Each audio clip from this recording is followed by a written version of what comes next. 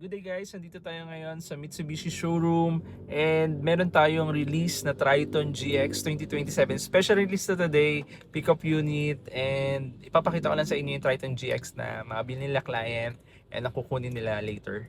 Nandito na tayo sa loob ng showroom natin sa Mitsubishi Abad Santos and ito na yung unit ni client. Ikutan lang natin ng mabilis. Guys, simulan natin sa harapan. Makikita nyo yung bold at aggressive front design ng Triton. Very rugged talaga ang dating. Sa side naman, makikita natin yung strong body lines at muscular stance.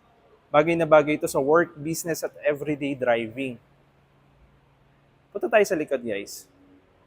Yan, maluwag ang cargo at practical para sa gamit at pang negosyo. And guys, punta naman tayo sa interior ng unit. And of course, silip tayo sa interior. Simple, functional, at comfortable para sa driver at passengers. At ayan ang Triton GX 2027 natin. Ready na for release. Congratulations po sa client natin na nag-avail ng Triton GX 2027 year model.